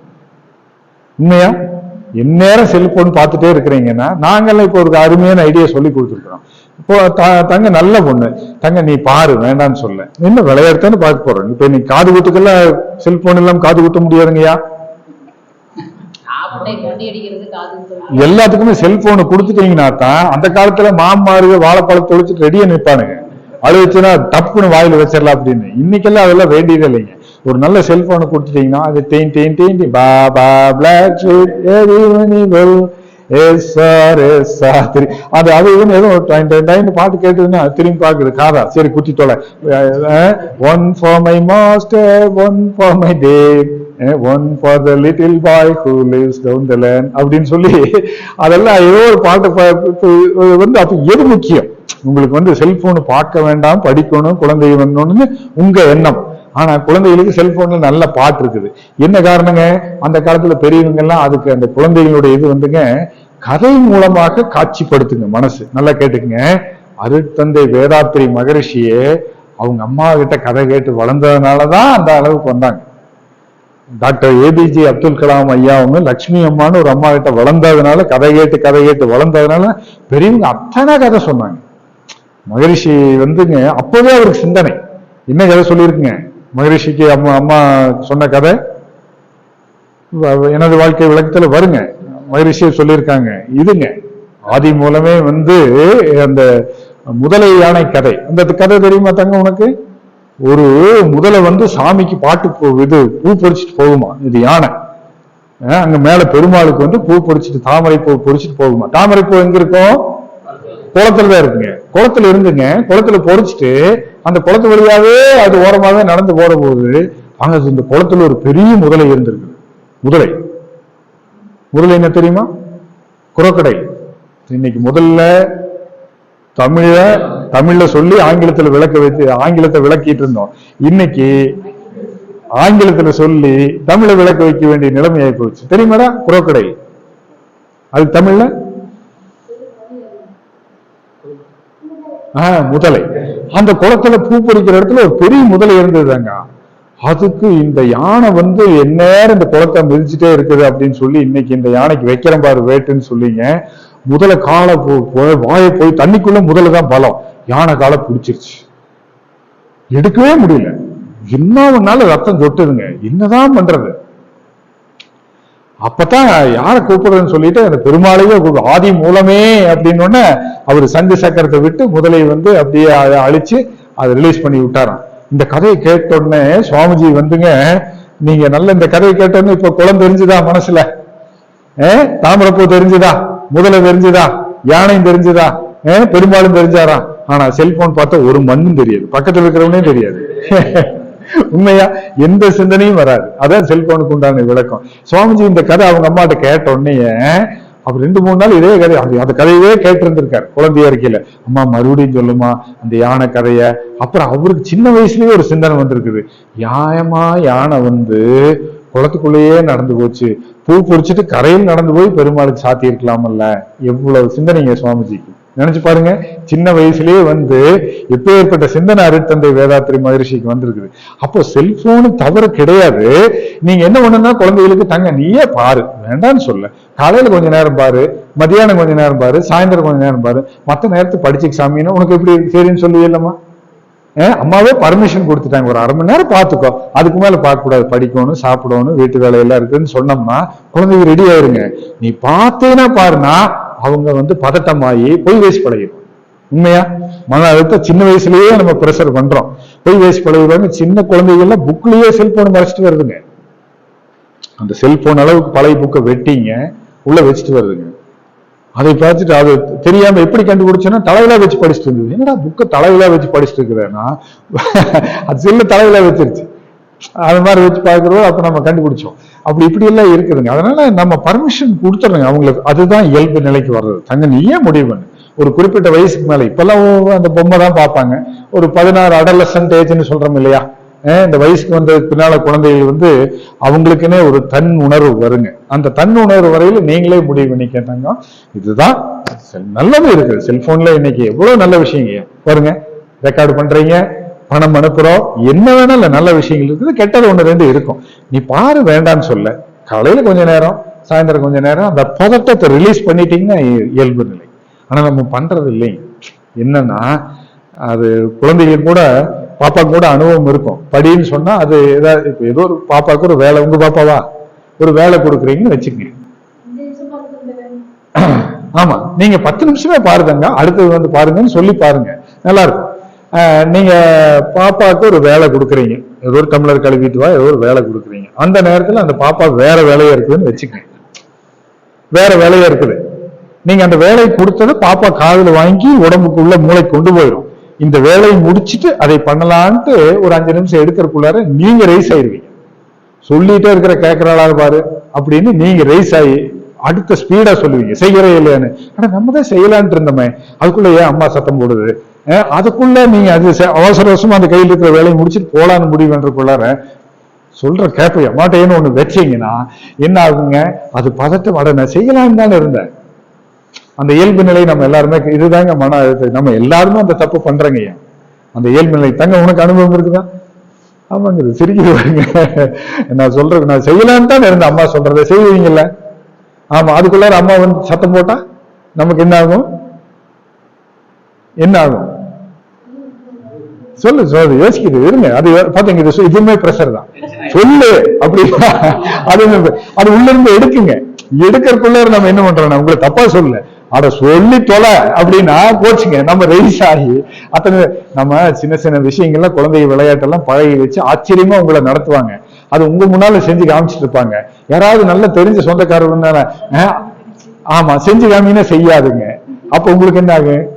அவட எல்லாத்துக்கும் வீட்டுக்குள்ள இத்தனை செஞ்சு அவங்க முன்னால மானத்தை வாங்கி விட்டுருச்சு, என் பொண்ணு நல்லா செய்வான்னு சொல்லி வச்சிருக்கிறேன், இது செய்யாம விட்டுருச்சுன்னா என்ன பண்ணுங்க? எனக்கே ஒரு பேர குழந்தை இருக்கானுங்க, 1 வயசு ஆச்சுங்க. என் பையன் மூச்சு பயிற்சி பண்ணுவான், இவனும் உட்காந்து மூச்சு பயிற்சி பண்றான். அவன் மூச்சு பயிற்சின்னு என்னன்னு தெரியாதுங்க, 1 வயசு பையன். இப்ப அது பழகிடுச்சு, மூச்சு பயிற்சினால கையை வச்சு இப்படி காமிக்கிறான். நேத்தார சொந்தக்காரர் எங்க மூச்சு பயிற்சி பண்ணுன்னா பண்ணல. புரியுதுங்களா? அது ஒரு வித்தியாசமா அவங்களுக்கு ஒரு மனோபாவம் ஆயிடுது. அது பண்ணலன்னா விடுங்க, அவங்க பண்ணுனா நீங்க ஏன் போய் அந்த பெருமையை சொல்லிட்டு இருக்கிறீங்க? பண்ணுனா பண்ணட்டும், பண்ணலன்னா இப்ப வீட்டுக்கு மூச்சுன்னு சொன்னாலே பண்ண ஆரம்பிச்சேன் இப்படின்னு சொல்லிட்டுங்க. அப்புறம் அதை நம்ம பெருமையெல்லாம் எடுத்துக்க வேண்டியதில்லை. அது குறிப்பிட்ட வயசுல எல்லாமே மாறும். வயசாகி உண்மையான மூச்சு பயிற்சி பண்றதுதான் உண்மையான, அது குழந்தைகளுக்கு உண்டான அது ஒரு பாக்கியம். அதனால அந்த மூளையில நீங்க அந்த பதட்டம் இல்லாத எண்ணங்களை கொண்டு போனாதான் மன அழுத்தம் இல்லாம இருக்குங்க. பதட்டம் இல்லாம இருக்கிறதுக்கு தியானம்னு ஒண்ணு வேணும். அந்த காலத்துல எல்லாத்துக்கும் மறுக்கப்பட்ட விஷயம், இல்லறத்தில் இருக்கிறவங்க தியானம் வேண்டாம், பெண்களுக்கு ஆகவே ஆகாதுன்னு மறுக்கப்பட்ட விஷயம். சுவாமிஜி தான் எளிமைப்படுத்தி பெண்கள் நல்லா இருந்தா தான் அந்த குடும்பமே நல்லா இருக்குன்னு கண்டுபிடிச்சாருமா. உண்மையா? ஒரு குடும்பத்துல ஒரு பொம்பளை நல்லா இருந்தா அந்த குடும்பம் அட்டகாசமா இருக்குங்க, அவங்களுக்கு மீறி யாருமே இல்லை அப்படின்னு கண்டுபிடிச்சு பெண்களுக்கும் அந்த தேர்ச்சியை கொடுத்து மன அழுத்தத்தை அமைதியை படுத்துறதுக்கு உண்டான இதே வாய்ப்பை அழகா கொடுத்துருக்காங்க சுவாமிஜி. அதனால நீங்க புதுசா வந்தவங்க எல்லாம் இங்க ஒன்றும் ஆள் பிடிக்கிறக்கெல்லாம் இல்லைங்க. நிறைய பேருக்கு இங்க ஏன் வர்றது இல்லைன்னா, இங்க வந்தா சாமியாரா மாத்திடுவானுங்கிற பயம் நிறைய பேருக்கு இருக்குதுங்க. நாங்க உங்க வழிபாட்டு முறையில எல்லாம் எதையுமே தடுக்க மாட்டோம், எதையுமே தடுக்க மாட்டோம். நீங்க கடா வெட்டுங்க. அப்புறம் இன்னொரு டவுட்டுங்க, நிறைய பேர்த்துக்குங்கய்யா இங்க வந்தா கறி திங்க கூடாதா அப்படிங்கிற ஒரு டவுட், ஏகப்பட்ட டவுட் எல்லாத்துக்கும் இருக்குதுங்க. நான் அது கிளியரா பண்ணி விட்டுருவேன். நீங்க பழகி இருக்கிறீங்க, நீங்க சாப்பிடுங்க, அதெல்லாம் ஒண்ணுமே, அதெல்லாம் நாங்க எதுவுமே சொல்ல சார். உங்களுக்குள்ளாரவே ஒரு தெளிவு வருங்க, என்லைட்டன்மெண்ட்னு பேருங்க. நம்ம நல்லா இருக்கிறதுக்கு எதுக்கு இன்னொரு உயிர் வேண்டியது இல்லைன்னு அப்ப விட்டா தான் விட முடியுங்க. அது வரைக்கும் இப்படித்தான் ஒரு எல்லாம் முடிவு எடுத்துங்க. பிஎன் ரோடு தவமயத்துல எல்லாம் சொல்லிட்டு நான் இனிமேல் சாப்பிட மாட்டேன்னு நிறைய பேர் முடிவு எடுத்துட்டு போனாங்க. நான் எஸ்ஐபி சிக்னல்ல இருந்து வர்ற போது அங்க ஒரு மீன் கடை இருந்தது, அந்த சொன்னாலும் மீனை வாங்கி வாங்கி கொண்டு போயிட்டாருங்க, என்னையும் பார்த்துட்டாரு. மைண்ட் வாய்ஸ் என்னன்னு உங்களுக்கு தெரியுமா? அந்த பையனுடைய மைண்ட் வாய்ஸ், இந்த நாய் எதுக்கு இந்த நேரத்துல வந்தது, என்னை உள்ள போடுறதா வெளியே போடுறதா என்ன பண்றது, பயங்கர டென்ஷன்ல பாதியில எனக்கு தாங்க. சாப்பிடு சாமி, அதனால என்ன காசு கொடுத்து வாங்கிட்டு சாப்பிட்டு போ, அதையே வேணும்னு போற அப்படின்னு சொல்லி, அந்த காலத்துல முன்னோர்கள் சாப்பிட்டது தானே, ஒண்ணும் கிடைக்காதப்போ, அதனால அது ஜீன்லயே இருக்குது, சாப்பிடுங்க, உங்களுக்கே ஒரு தெளிவு வர்ற போது விடுங்க. நாங்கெல்லாம் சொல்லவே மாட்டோம். ராஜகோபாலையெல்லாம் உங்களை பல்லு விளக்கிட்டு வாங்கணும் கூட சொல்ல மாட்டார். நீங்க நீங்க யாராவது நீங்க பயிற்சி கொடுக்கறவங்க சொல்றீங்களா, அதிகாலை எழுந்தவுடன் நீங்கள் பல்லை விளக்கி கொண்டு வாய் கொப்பளித்துக் கொண்டு முகத்தை நன்றாக கழுவி கொண்டு மன்றத்துக்கு வரணும், அதெல்லாம் வேண்டியதில்லை, அவங்களே விளக்கிட்டு வருவாங்க. அதனால உங்க மனசை ரெடி பண்றதுக்கு நிறைய பேருக்கு அந்த டவுட் இருக்குதுங்க, அதெல்லாம் நாங்க சொல்லவே மாட்டோம். வழிபாட்டு முறைகள்ல தடை கிடையாது. சாமி யார் அப்படிங்கிறத ஒரு லேட்டரா சொல்லிக் கொடுப்போம். அப்படி பார்த்துட்டு தெரிஞ்சவனு பேரு தாங்க நம்ம சாமியார்னு சொல்லி பழகிட்டோம். அவன் சாமியார் சாமியார்னு கேட்டு இருந்தவன அவனுக்கு பேரை கேட்கல, ஆனா அவன் சாமியார்னு கேட்கிறவன்டா, அப்ப அவன் சாமியார்றான்ட்டாங்க. சாமியார் அதுதான் மனவளக்கலையில ஒரு தெளிவான விளக்கம். அது லேட்டர் பின்னால ஸ்டேஜில் நமக்கு தெரிஞ்சிடும். அதனால பதட்டம் இல்லாத ஒரு மனம், அந்த பதட்டத்தை தாங்குற அளவுக்கு உடம்பு வேணும் இல்லையா? பதட்டத்தை தாங்குற அளவுக்கு உடல் ஆரோக்கியம் தாங்க இன்னைக்கு ரொம்ப முக்கியம். ஐயோ ஆரோக்கியத்தை மட்டும் கெடுத்துட்டோம்னு வச்சுக்கோங்க சார், அது டேமேஜ் ஆயிடுச்சுன்னா, கடவுள் சகோதரிகள் நல்லா கேட்டுக்குங்க, கடவுள் நமக்கு ஒரிஜினலா தான் கொடுத்தாரு. கண்ணு காது மூக்கு எல்லாம் ஒரிஜினல் இல்லையா? Original space. வண்டி எல்லாம் வச்சிருக்கவங்களுக்கு நல்லா தெரியுங்க, வண்டி ஏதாவது இப்ப ரிப்பேர் ஆகி சைலன்ஸ் சென்சர் ஓட்டை ஆயிடுச்சுன்னா நீங்க என்னதான் மாத்துனீங்கனாலும் ஒரிஜினல் போல வராது. உண்மையா? நீங்க என்னதான் பத்த வச்சீங்கனாலும் ஒரிஜினல், கடவுள் கொடுத்த ஒரிஜினல் போல வரவே வராதுங்க. அந்த ஒரிஜினாலிட்டியை வச்சுக்கிறதுக்கு சுவாமிஜி கண்டுபிடிச்சதான் எளிமையான பயிற்சி. சின்ன வயசுல 8 வயசுலயே நம்ம கொடுத்துடலாம். சின்ன சின்ன பயிற்சிகள் பண்ண பண்ண பண்ண பண்ண பண்ண அந்த ஒரிஜினல் அப்படியே இருக்குங்க, நல்லா வேலை செய்யும். ஆனா இன்னைக்கு வாழ்க்கை முறையில என்ன ஆச்சுன்னா, நாங்கெல்லாம் கீழே உட்காந்துதாங்க பயிற்சி எடுத்தோம். இன்னைக்கெல்லாம் சேர் போட்டாதான் கூட்டமே வருதுங்க. கீழே உட்காந்து எந்திரிக்கவும் முடிய மாட்டேங்குது நிறைய பேருக்குனால. கீழே உட்கார்ந்தா கை கொடுக்க சொல்றாங்க, எந்திரிப்பா அப்படின்னு. அந்த காலத்துல பெரியவங்களுக்கு தெரியும் நினைக்கிறேன், பந்தியே கீழே தாங்க ஐயா. நீங்க அந்த வண்ணா மாத்துன்னு சொல்லுவாங்க, அதை விரிச்சுட்டுங்க பந்தியே வந்து கீழே தாங்க. அதை அப்படியே மேல வெள்ளை வேஷ்டியெல்லாம் அதுக்கு பேர் மேக்கிடின்னு பேருங்க. அழகா கட்டி விட்டுங்க, பந்தல் போட்டுங்க. மல்லிகை வந்து நைட்டு கட்டுவாங்க, கட்டி வாழை மரம் கட்டிங்க. அதாங்க உண்மையான மணவரை. இன்னைக்கு வந்துங்க என்னங்க நீங்க எல்லாம் நல்லா பார்த்துருப்பீங்களா? அது வந்து டெக்கரேஷன் ஆளுகிட்ட சொல்லிங்க 1.5 லட்சங்கிற அதே துணிதான். ஒரு பூ இல்லைங்க, ஒரு மாலை இல்லை, முன்னால மட்டும் வச்சு விடுற ஏதோ அந்த வாசம் இல்ல. ஆமா, ஏதோ இந்த பூ வைக்கிறாங்க, ஆனா வாசம் வராதுங்க. மல்லிகை எப்படி இருக்குங்க? மல்லிகை முல்லை பூப்பந்தல், அது பாட்டே இருக்கு இல்லையா? மல்லிகை. வாணி ஜெயராமோட ஃபர்ஸ்ட் பாட்டுங்க என்ன? ஆமா, என்னமா பாட்டுங்க என்னங்க? ரேட்டு கம்மியான நேரத்துல நீங்க கல்யாணம் வைங்க. கிலோ 200-300 ரூபாய்க்கு விற்கும் ஒரு நேரத்துல. மழை காலத்துல வெய்ய காலத்துல இதாயிருங்க. கல்யாணம் ஆயிடுச்சா? அப்ப பிரச்சனை இல்லை, விடுங்க. நமக்கு நீங்க அதனால வந்து ரேட்டு கம்மியான நேரத்துல ஏதோ ஒரு முகூர்த்த தேடி குடிச்சுக்கல, நல்லா வச்சுங்க. மல்லிகை வந்து ஒரு மாலையாவது வச்சு நல்லா வச்சுக்கணும் இல்லையா? இன்னைக்கு எல்லாமே மாறி போச்சுங்க. பந்தி மாறி போச்சுங்க, மணவரை மாறி போச்சு, எல்லாம் டேபிள் கலாச்சாரம். இப்ப அதை விட மோசம் என்னன்னா, நம்ம எல்லாத்தையும் பிச்சைக்கார மாதிரி பண்ணி போட்டோம். பஃபேன்னு சொல்லிட்டுங்க லைன்ல போட வேண்டியதா இருக்கு. போயிட்டுங்க அவன் காலேஜ் பசங்க நம்மளை கரெக்டா கண்டுபிடிச்சுக்கிறான். அதே லைன்ல போனா மறுபடியும் இப்பதான்டா வந்தாரு, மறுபடியும் கேட்கிறாரு. நம்மளால அதை விட வைக்கானுங்க, வேற கவுண்டருக்கு போயிடுவோம். நீ வைப்பா அப்படின்னு சொல்லி இப்பதான் வந்த மாற. அதனால கிட்டத்தட்ட நம்ம அந்த நிலைமைக்கு ஆக்கிட்டாங்க. என்ன பண்றதுங்க, வாழ்க்கை முறை மாறி போச்சுங்க. பந்தி வழங்குறது பெரிய எக்ஸசைஸுங்க, உட்கார்ந்து சாப்பிடுறது அதை விட பெரிய எக்ஸசைஸ். வாழ்க்கை முறை நடந்துதானமா? நீங்க ஐயா சொல்லுங்க, நடந்துதானே பள்ளிக்கூடம் போனீங்க சகோதரி? உண்மையாமா? எத்தனை அனுபவம் உங்களுக்கு கிடைஞ்சது? நடந்து போன நல்லவனாரு, கெட்டவனாரு, ஸ்கூல் எப்படி இருந்ததுங்க, வாத்தியாராரு, அம்மா ஆறு, அப்பா ஆறு, அத்தனை அனுபவம், வாழ்க்கை அனுபவம் கிடைச்சதுங்க. சாப்பிட்டதெல்லாம் நடந்து போனதுல ஜீரணமாச்சுங்க, சுகர் வரல. நடந்து செலவு பண்ணிட்டு வந்து சாப்பிட்டோம், சுகர் வரல. ஐயா சொன்னாங்க இல்லையா? அதுக்கு காரணம் சொல்றேன். இன்னைக்கு அப்படியே இல்லைங்க. இன்னைக்கு நம்ம குழந்தைகள எப்படி அனுப்புறீங்க பள்ளிக்கு? அப்படியே சாப்பிட்டுங்க, மொத்தமா தூக்கி வண்டியில ஏற்றி விட்டுறது. ஆமாங்க, மொத்தமா ஏற்றி விட்டுறாங்க. இல்லைன்னா அதுக்கு ஒரு ஸ்கூட்டி வாங்கிங்க, அதுக்கு டியூ போட்டு ஒரு ஸ்கூட்டி வாங்கிங்க, அதுல உட்கார வச்சு கொண்டு போயிங்க. அருகில் உள்ள பள்ளிகளுக்கு வீடு பள்ளியில சேர்த்துங்க, எல்லாமே ஒண்ணுதான். நீங்க வந்து அதுக்கு மனசு வந்து இல்ல என் குழந்தை இங்கிலீஷ் பேசி ஆகணும், அதுதான் நல்ல ஸ்கூல், அப்படி இல்லைங்க. எனக்கு தெரிஞ்ச நண்பருங்க ஒருத்தர் ஆடிட்டரு, அவங்க தாய் தமிழ் பள்ளியில படிக்க வச்சாருங்க பொன் குழந்தைய.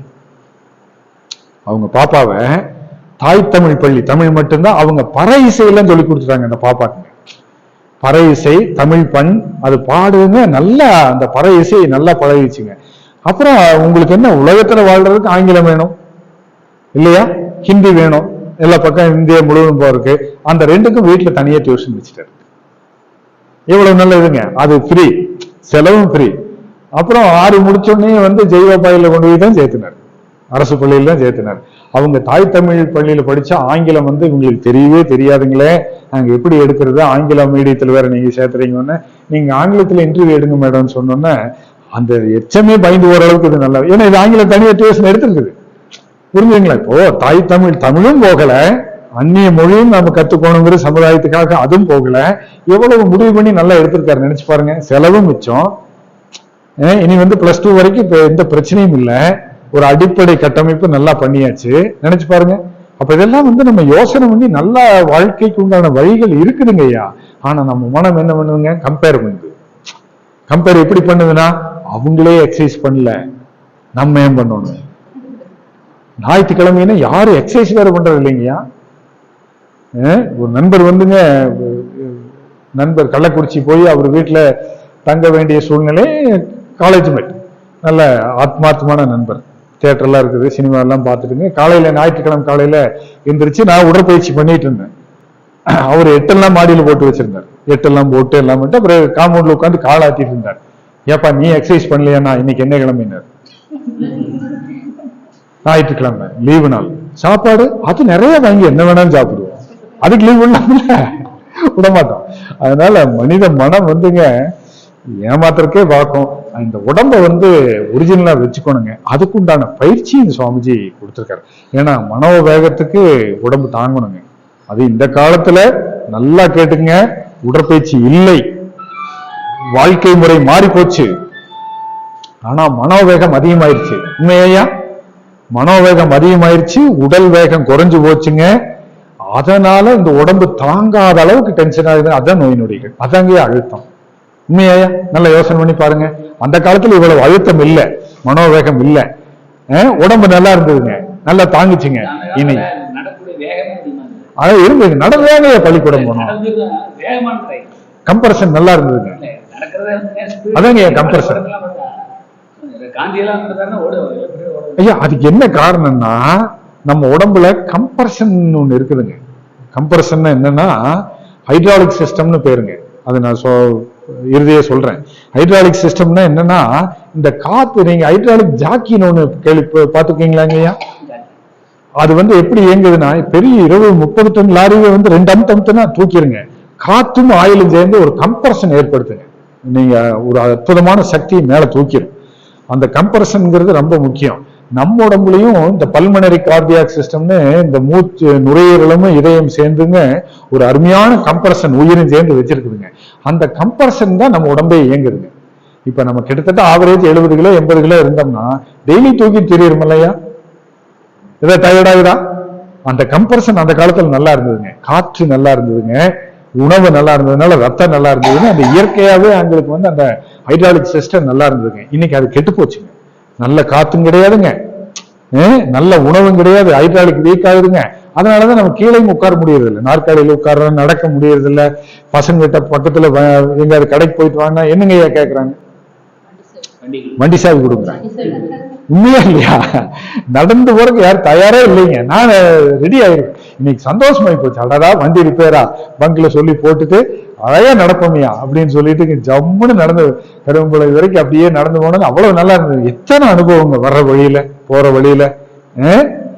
காவேரி அம்மன் திருமண மண்டபம் அப்பதான் படிக்கிறேன். அட இவ்வளவு பழைய மண்டபம் இருக்குதா, இந்த மண்டபத்துக்கு பேரு காவேரி அம்மன் திருமண மண்டபமா? இத்தனை நாள் அந்த வழியில வந்திருக்க வண்டியில ஒரு நாள் கூட படிச்சது இல்லையே.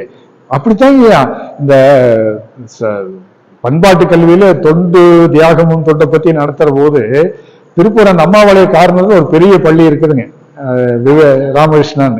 அதுல கொட்டை எழுத்துல விவேகானந்தரோட இது எழுதி போட்டிருக்காங்க. ஒருத்தருமே படிக்கிறது தியாகமும் தொண்டும் முக்திக்கு எளிய வழின்னு எழுதி போட்டிருக்காங்க. அதை நம்ம ஆமா சார் பெருசா என்னமோ எழுதி போட்டிருக்குது, நீ படிக்கணும். எப்ப படிக்கிறது? நீங்க நினைச்சு பாருங்க, அப்படித்தான் இருக்குது. அதனால இந்த உடம்பை நல்லா வச்சுக்கிறதுக்கு தான் அதைத்தான் பாரதியார் அந்த காலத்திலேயே எழுதினாருங்கய்யா.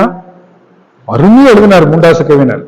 விசையுறு பந்தினை போல் உள்ளம் வேண்டியபடி செல்லும் உடல் கேட்டேன். நீங்க கிரிக்கெட் பால் எல்லாம் வீசின என்னமா பும்ரா வீசின என்ன பவுன்ஸ் ஆகுதுங்க, நினைச்சு பாருங்க. அது அப்படியே பயம், அது கட்ட மாதிரி இருக்குதுங்க. அது அப்படியே அது அடிக்கிறான் சிக்ஸ் எப்படின்னு தெரியல. ஆமா 150 60 பிரெட்லின்னு ஒருத்தர் இருந்தாருங்க, அவர்தான் 155 ஆண்டி ராபர்ட்ஸ் வெஸ்ட் இண்டீஸ் எல்லாம் இருந்தாங்க. ஐயோ பிக் பெல் ஜோயல் கார்னர் எல்லாம் பயங்கரமா வீசுவாங்க சார். அவங்க அந்த விசையுறு பந்தினை போல் மனசு அந்த அளவுக்கு போகுமா, உள்ளம் வேண்டியபடி செல்லும் உடல் கேட்டேன். அதுக்கு என்ன கேட்கிறாங்க அடுத்த வார்த்தை, அசைவுறா மனம் கேட்டேன், இவை அருள்வதில் உமக்கெதும் தடை உள்ளதோ அப்படின்னு சொல்லிங்க அழகா கேட்டார். அப்போ எல்லாரும் கேட்ட விஷயம் தான். மகிழ்ச்சி அதுக்கு பயிற்சியே கொடுத்துருக்காருங்க. இந்த உடம்பு கம்பரசன் நல்லா வச்சுக்கணும், ரத்தம் வெப்பம் காற்று நல்லா ஓடி உடல்ல அந்த ஹைட்ராலிக் சிஸ்டம் நல்லா வேலை செய்யணும், ஒரிஜினல் அப்படியே காப்பாற்றணும். அதுக்கு எளிமையான உடற்பயிற்சி ஆண்கள் பெண்கள் குழந்தைகள் வயசானவங்க அத்தனை பேரும் செய்யணும். அருமையா வச்சிருக்காங்க. மனசை அமைதிப்படுத்துறதுக்கு இயல்பு நிலை கொண்டு வர்றதுக்குங்க. இயல்பு நிலைன்னு என்னன்னு சொல்லிட்டு நிறைவு பண்றேன். உங்களுக்கு இன்னும் புரியல இயல்பு நிலைனா, நல்ல மூடுங்க. காலையில எந்திரிச்சோடனே ஃப்ரெஷ்ஷா எந்திரிக்கிறீங்க, அருமையா எந்திரிக்கிறீங்க. நீங்க போட்ட கோலம் அழகா அமைஞ்சிருச்சு, அட்டகாசமா போடுறீங்கன்னு சொல்லிட்டு போறீங்க. அன்னைக்கு உங்க சமையல் எப்படி இருக்குது? அதாங்க இயல்பு நிலை. அருமையா இருக்கு. நீங்க எதுக்கால இருக்கிறவங்க பார்த்துட்டு அக்கா நல்லா கோலம் போட்டிருக்கீங்க அருமையா இருக்குது அப்படின்னு சொன்னோன்னே நீங்க அன்னைக்கு போய் வெறும் சட்னி பண்ணாலும் அவ்வளவு ருசியா இருக்கும். அதே இயல்பு நிலை. அப்போ உங்க செயல் உங்க பேச்சு எல்லாமே ஆனந்தமா இருக்குமா? உண்மையா அந்த இயல்பு நிலைக்கு வந்துருச்சுன்னா பிரச்சனையே இல்லைங்க. அதுக்கு தான் தியானம். ஆண்கள் பெண்கள் உங்க கையெழுத்து எப்படி இருக்குன்னு நினைக்கிறீங்க? இயல்பு நிலை எழுதுனா டென்ஷனா எழுதுனா தங்கம் கடைசி 5 நிமிஷம் பேப்பர் கட்டிட்டு எழுதுங்கன்னா எப்படி எழுத முடியும்? அது வரைக்கும் அழகு எழுதிட்டு இருந்தவங்க ஐயோ வேக வேகமா கிறுக்கு இருக்குன்னு கிறுக்க ஆரம்பிச்சிருவீங்க. போச்சா? அதேதான் அதே தாங்க. அப்ப இந்த உடம்பு வந்து இயல்பு நிலையில கண்டு வர்றதுக்கு மனசு இயல்பு நிலையில் இருக்கணும். அப்பதான் இந்த உடம்பு தாங்கும். அதுக்கு தியான பயிற்சிகள் கொடுத்துருக்காருங்க. காயல்பம்னு ஒண்ணு இருக்குது. உயிர் நல்லா இருக்கணுமே. நம்மளெல்லாம் இங்க கொண்டு வந்து உட்கார வச்சு யாருங்க?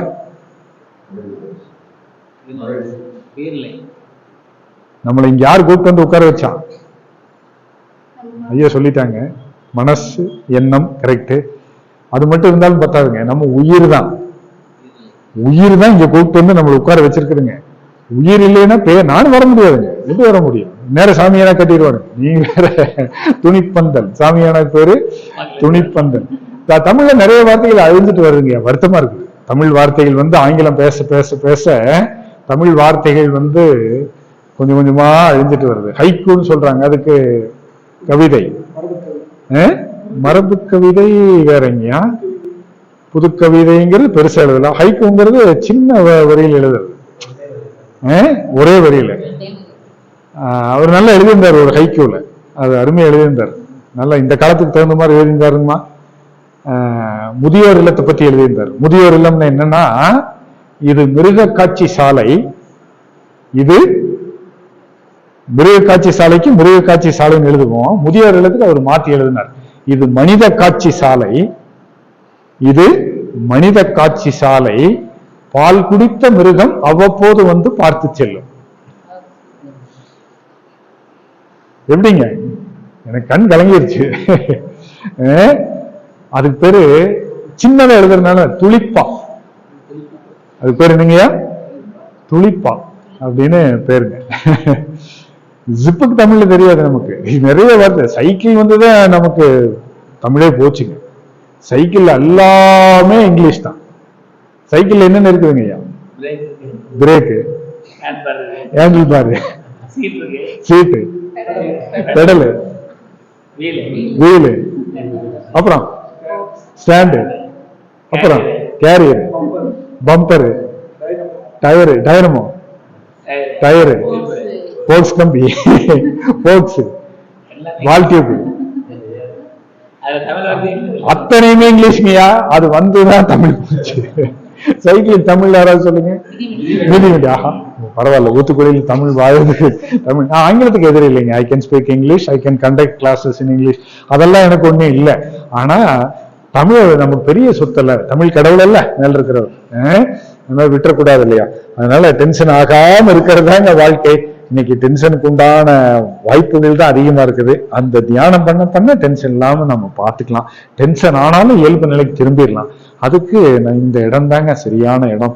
அதுக்கு கொஞ்சம் பேர் தான் வந்திருக்கிறீங்க. ஏற்கனவே பயிற்சி எடுத்தவங்க நிறைய பேர். இல்லாதவங்க வாங்க. அதுக்கு உடல் ஆரோக்கியம் ரொம்ப முக்கியம். இழந்து போயிடுச்சுன்னா அதே. அதாவது நான் சமீபத்தில் நானே ஒரு 5 அளவு முறைங்கிறதுல கொஞ்சம் மாறுற போது ரொம்ப முக்கியங்கய்யா. மகரிஷி 5 அளவு முறை கொடுத்தது பெரிய விஷயம். ஒரு இடத்துல போய் தேவையில்லாம தண்ணி நிறைய குடிச்சிட்டு ரொம்ப சிரமமாயி போச்சு. இப்போ என்னடா பண்றது? அப்ப அதுக்கு பட்ட கஷ்டம் எனக்கே தெரியுது. 5 அளவு முறைங்கிறது சுவாமிஜி சொல்லியிருக்காரு. அதனால இதுலயே அளவு முறை மாறாம இருக்கிறதுக்கு இயல்பு நிலை வேணும். மனம் வந்து கட்டுப்பாட்டுல இருக்கணும். நான் எக்ஸசைஸ் பண்றேன், என்னால என்ன வேணாலும் தாங்க முடியும்னால இல்லைங்க. அந்தந்த வயசுக்கு தகுந்த மாதிரி, உடலுக்கு தகுந்த மாதிரி நம்ம நடந்துக்கணுங்கிறது தான் பரிபக்குவம். அதான் இயல்பு நிலை. அதெல்லாம் நம்ம மன அழுத்தம் இல்லாம நம்ம வாழ்றதுக்கு உண்டான வழிமுறைகள் இங்கதான் இருக்குதுங்க. அதுக்கு மனவளக்கலை யோகா தான் ஒரு அற்புதமான அமைப்பு. சரியா 1 மணி நேரம் ஆயிடுச்சு. நன்றி. இதுதாரம் நல்லா. எனக்கு என்னன்னா, யாருமே கொட்டாய் விடாம இருந்தாங்கன்னா கிளாஸ் நல்லா இருக்குதுன்னு அர்த்தம். யாருமே கொட்டாய் விடல. அதனால யாராவது நம்ம வகுப்படிக்கல கொட்டாய் விட்டாங்கன்னாங்கய்யா, ஆமா கிளாஸ் அவுட்டு.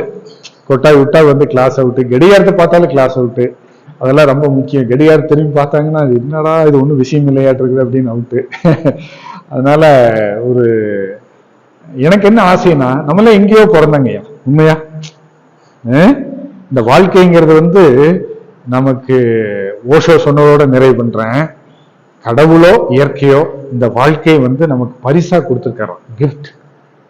இந்த கிஃப்ட் கிடைச்சா அதை எப்படி வச்சுக்கணுங்க? நல்லா வச்சுக்கணுமா இல்லையா? நீங்க கடவுள்னு வேணாலும் வச்சுக்கங்க, இயற்கை வேணாலும் வச்சுக்கங்க. இது நீங்களா விரும்பி தேர்ந்தெடுத்தது இல்லையா மாமா? உண்மையா? இது கிஃப்டா கொடுத்துருக்காராம். இந்த கிஃப்ட் எப்படி வச்சுக்கணுமா? அது நல்லா வச்சுக்கிறதுக்கு உண்டான வழிமுறைகள் தான் மனவளக்கலை மன்றங்கள், அறிவுத்திருக்கோயில்கள், பயிற்சி முறைகள். அதனால இதை கத்துக்குங்க. வாய்ப்பு இருக்கிறவங்களுக்கு சொல்லுங்க. எந்த பிரச்சனையும் இல்லை. ஒரு சின்ன அமௌண்ட் தான் வாங்குவாங்க. ஏன்னா நிர்வாகத்துக்கு கரண்ட் பில் எல்லாம் கட்டணம் இல்லையா, அதுக்காக ஒரு சின்ன இதுதான் தொகை வாங்குவாங்க. எதுவும் இலவசமா கொடுத்தா நல்லா இருக்காது. இலவசங்கிற பேர்ல அது கொஞ்சம் சிரமமா தான் இருக்குங்க. வேண்டாம். அதனால வாழ்த்துக்கள். இங்க எல்லாமே பியூர் சயின்ஸ். வாழ்க வளமுடன் சொல்றதுமே சயின்ஸ் தான். எல்லாமே விஞ்ஞான முறைப்படி தான் சொல்லி கொடுக்குறோம். மதம் ஜாதி எதுவும் கிடையாது. எல்லாத்துக்கும் உடம்பு இருக்குது, உடற்பயிற்சி. எல்லா மனசு இருக்குது, தியானம். எல்லாத்துக்கும் உயிர் இருக்குது, காயல்ப பயிற்சி. அதனால ஒரு பயிற்சி முறைகளை வடிவமைச்சு கொடுத்துருக்காருங்க ஐயா. உன்னுடைய நோக்கம் உலக அமைதி. இன்னைக்கு அதுக்கு பிரச்சனைகள்லாம் நிறைய நடந்துட்டு இருக்குதுங்க. உலகமெல்லாம் மனித மக்கள் எல்லாமே சுபிட்சமா சண்டை இல்லாம வாழணும். ஆனா சண்டை கட்டிட்டு இருக்கிறாங்க. அதுக்கு நாங்க வாழ்த்திட்டு இருக்கிறோம். மேற்கு கிழக்கு நாடுகள்ல மைய கிழக்கு மிடில் ஈஸ்ட்ல அதோ சண்டையெல்லாம் இருக்குது. அதெல்லாம் வாழ்த்தணும். உலகில் உள்ள பொறுப்புடைய தலைவர் எல்லாம் உங்களெல்லாம் வாழ்த்திட்டு இருக்கிறோம். காலத்தால எல்லாம் சரியாகும்.